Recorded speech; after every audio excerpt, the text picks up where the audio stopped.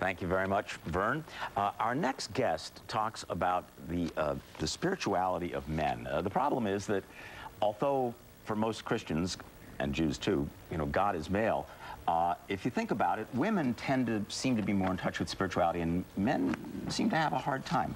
Matthew Fox, the author of The Hidden Spirituality of Men, 10 Metaphors to Awaken the Sacred Masculine. Matthew Fox is an Episcopal priest. He actually was a Dominican, in the Catholic Dominican, who was expelled by Cardinal Ratzinger, who now happens to be Pope Benedict. Thank you very much for joining us.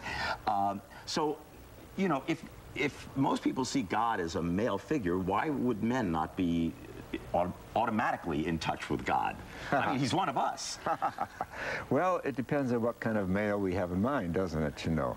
Is it the punitive father?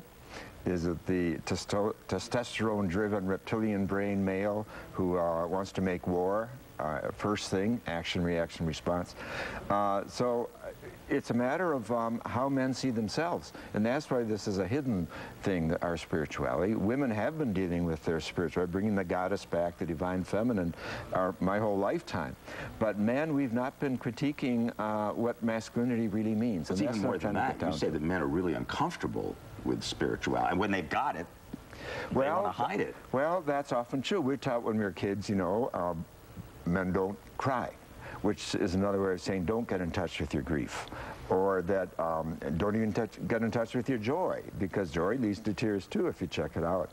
So there are these messages that have passed around early that men should not be in touch with their deepest feelings, and that is very dangerous.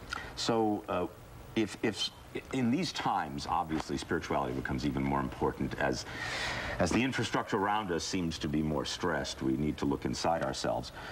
Where would one start? One who feels that perhaps one's life is a little on the empty side because the outside is looking a little dark. Well, my whole methodology in the book is to bring up 10 archetypes, 10 metaphors. And a metaphor is like a 100,000 volt shot. And you can look at any one of these and find yourself in it. For example, the Green Man, which is the cover on that wonderful book. The artist did a great job.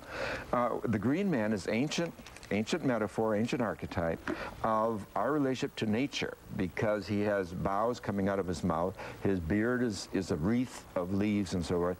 And how important is our relation to nature this time in history, of course. So every man has a Green Man in them, who's a warrior who wants to defend Mother Earth and pass on something beautiful and healthy to our grandchildren. That's an archetype. You get into that, and you get out of the couch, you get over your addiction to watching too much football. Some is fine, too much is too much. And you contribute. Every man today, no matter what profession we're in, has to be a Green Man in the sense of be conscious of defending Mother Earth and teach it to the young men and the boys. Okay, what are some of the other archetypes that you think we ought to be trying to become familiar with, to internalize, I guess is what you're saying? Absolutely.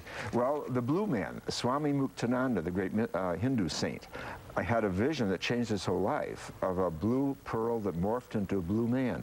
And he said it overcame his fear of death. It got him in touch with his creativity, his powers of healing, compassion, therefore, and expanded consciousness. Well, where do like I find him?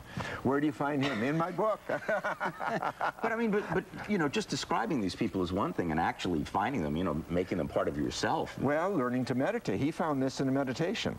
And what is meditating? I think it's calming the reptilian brain, because, you know, reptiles love to lie alone in the sun.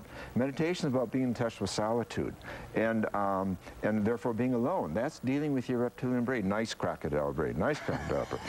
Then your mammal brain, which is half as old as the reptilian brain, it can emerge, and the mammal brain is about compassion and bonding and kinship and family. That's what has to come to the fore. All these great spiritual teachers, Jesus, Buddha, Lao Tzu, Muhammad, Isaiah, they all called us to compassion. Well, men are capable of it. Okay, but men are, and I don't want to overgeneralize, but men are competitive. They tend to be aggressive. I mean, many people who have raised boys have seen that there are certain clear tendencies. Aggression has its place, and competition has its place. It's when it goes overboard into violence, or I'm number one, and the whole world is seen in terms of crocodile energy, who's one and who's less than one.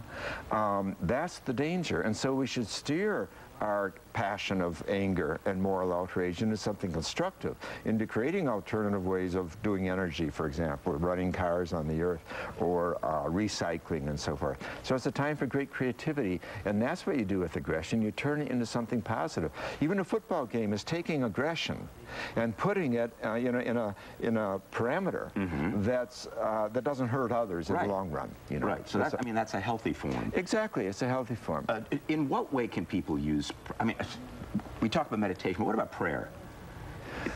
Well, because a lot of people pray, and yet they don't seem to be necessarily more in touch with their spirituality. That is not working. Well, that's true, I mean, we can be deceived. Like Jesus said, not everyone who says, Lord, Lord, experiences the kingdom of heaven. So prayer, just talking, isn't enough. We have to change our ways. We have to transform our hearts and go deeper. And men especially have to go deeper. What is it we're really longing for? How do we purify our longing? And that's where the dark night of the soul that we find ourselves in today, so much darkness, can be a healthy thing. Matthew Fox, thank you very much for joining us. His book is called The Hidden Spirituality of Men, 10 Metaphors to Awaken the Sacred Masculine. And you can see the green man right there. Thank you so very much for joining us. Thank you, Henry.